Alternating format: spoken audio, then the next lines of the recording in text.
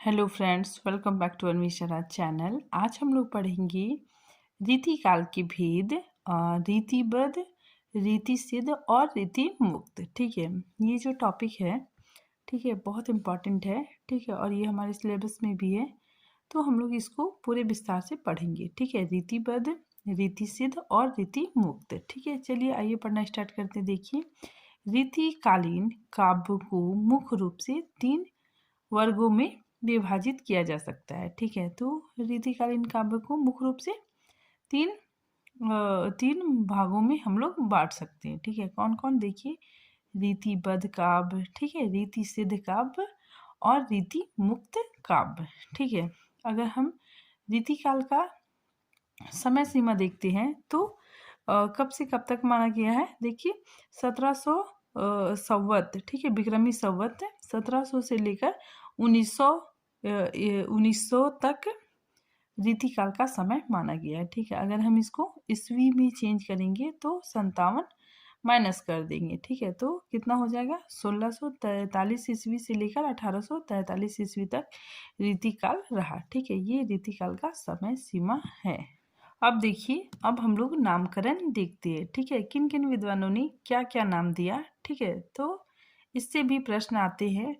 ठीक है, तो ये काफ़ी इम्पोर्टेंट है। देखिए, मिस्र बंधुओं ने रीतिकाल को अलंकृत काल कहा। ठीक है, फिर जॉर्ज ग्रियर्सन व आचार्य रामचंद्र शुक्ल ने रीतिकाल नाम दिया। ठीक है, जो रीतिकाल हम लोग पढ़ रहे हैं, ठीक है, वो नाम आचार्य रामचंद्र शुक्ल और जॉर्ज ग्रियर्सन ने दिया। ठीक है, और ये नाम सर्वमान्य है। ठीक है, फिर आगे देखिए, विश्वनाथ प्रसाद मिश्र, ठीक है, इन्होंने श्रृंगार काल कहा। ठीक है, तो इन्होंने क्या कहा? श्रृंगार काल कहा। ठीक है, फिर आगे देखिए, भागीरथ मिश्र व रमाशंकर शुक्ल रसाल, ठीक है, इन्होंने कला काल कहा। ठीक है, आगे देखिए, रीतिकाल के प्रवर्तक एवं उसके प्रशोता। ठीक है, देखिए किन किन विद्वानों ने इसका प्रवर्तक कौन किसको माना है। ठीक है, देखिए, आचार्य रामचंद्र शुक्ल ने चिंतामणि त्रिपाठी को रीतिकाल का प्रवर्तक माना है। ठीक है, फिर आगे देखिए,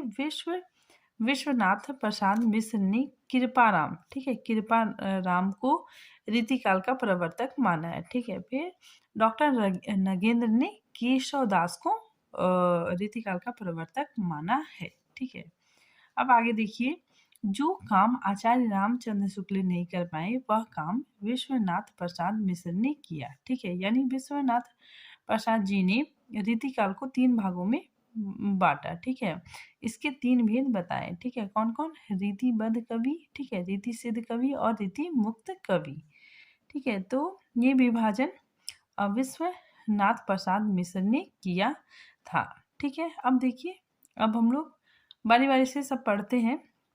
ठीक है, सबसे पहले हम लोग समझेंगे कि रीतिबद्ध कवि कौन होते हैं। ठीक है, देखिए, रीतिबद्ध कवि, ठीक है, रीतिबद्ध काव्य कहाँ से आया, ठीक है, इसकी शुरुआत कैसे हुई, ठीक है, इस चीज को हम लोग जानते हैं। ठीक है, देखिए, जो राजा या सामंत थे, ठीक है, तो उनके भीतर एक नई किस्म का शौक जागृत हुआ। ठीक है, तो जो राजा थे, ठीक है, सामंत थे, ठीक है, जो ऊंचे वर्ग के लोग थे, ठीक है, उन्हें मतलब बहुत चीज़ों का शौक होता है।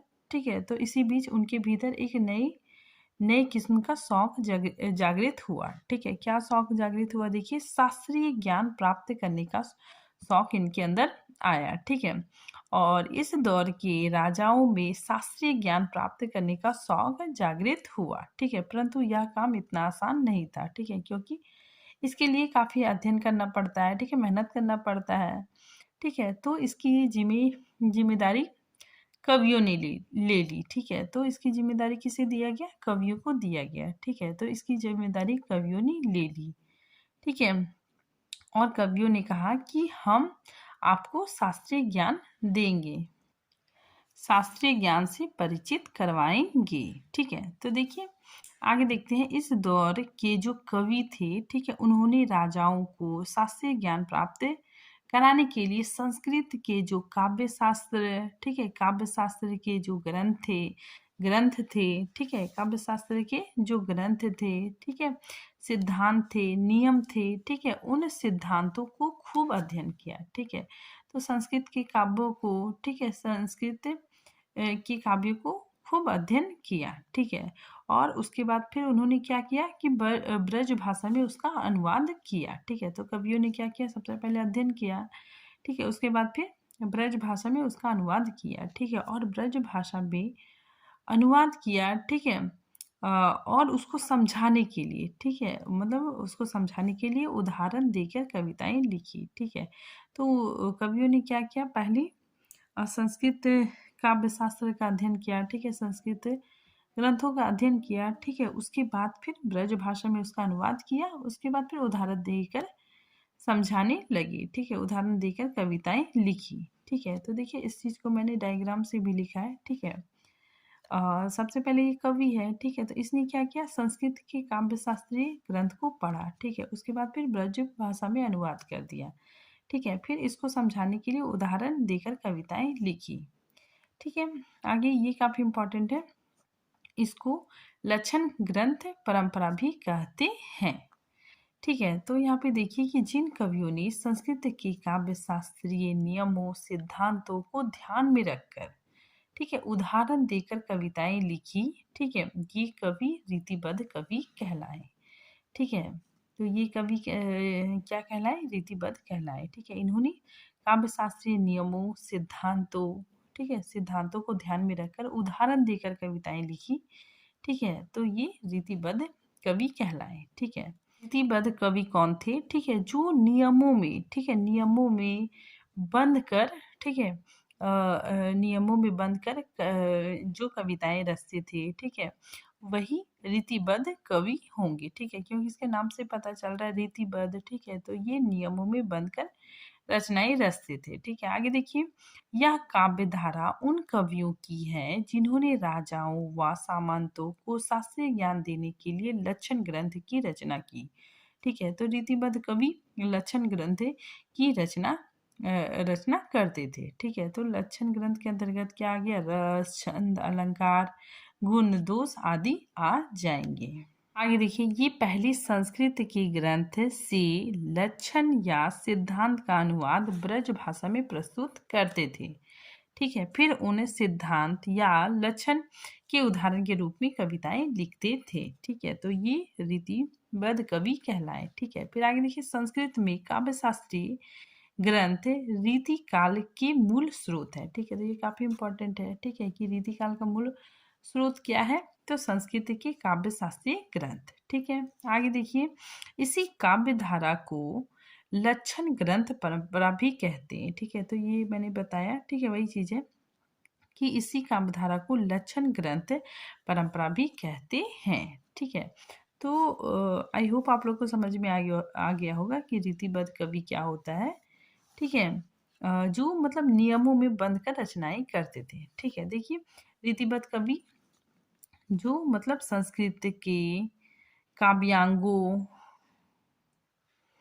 आगे देखिए रीतिबद्ध कवि, ठीक है, देखिए कौन होते थे, संस्कृत के काव्यांगों, काव्यांगों मतलब लक्षण ग्रंथ, ठीक है, रस छंद अलंकार गुण दोष रीति आदि के नियम, ठीक है, नियम प्रस्तुत कर साथ में उदाहरण दिए जाते थे, ठीक है। इस परिपाटी, ठीक है, इस परिपाटी का निर्वाह जिन कवियों ने किया वह रीतिबद्ध कवि कहलाए, ठीक है। ये कवि रीति, ठीक है, नियमों में बंद कर रचनाएं करते थे, ठीक है।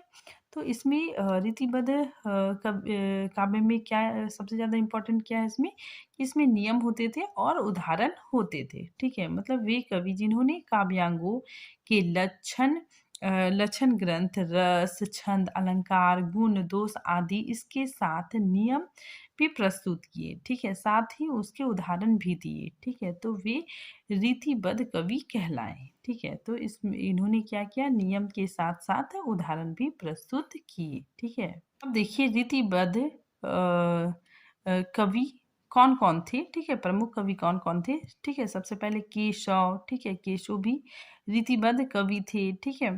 केशव चिंतामणि पद्माकर भूषण, ठीक है, रसलीन, ठीक है, रसलीन काफी इंपॉर्टेंट है, रसनील ग्वाल कवि मतीराम, ठीक है, जसवंत देव, सुरुति मिश्र, मंडल मिश्र, ठीक है, कुलपति मिश्र, सोमनाथ, ठीक है, आदि ये सारे रीतिबद्ध कवि थे। अब देखिए रीतिबद्ध कवियों को हम लोग ट्रिक से भी याद कर सकते हैं, ठीक है। जैसे देखिए एक ट्रिक है, केशव चिंता कुल की करे, जसवंत भिखारी गवाल, ठीक है, पद्मा का रस दूल्हा ले, भूषण दे मतीराम, ठीक है। तो इसमें बताया जा रहा है केशव जी कह रहे हैं कि जसवंत भिखारी और ग्वाल, ठीक है, ये लोग क्या करते हैं, अपने कुल की चिंता करते हैं, ठीक है, और पद्मा का रस दूल्हा ले, ठीक है, मतलब पद्मा मान लीजिए कि स्त्री है, ठीक है, तो इसका जो रस है, ठीक है, इसका दूल्हा ले गया, ठीक है, तो पद्मा का रस दूल्हा ले, ठीक है, भूषण दे मतीराम,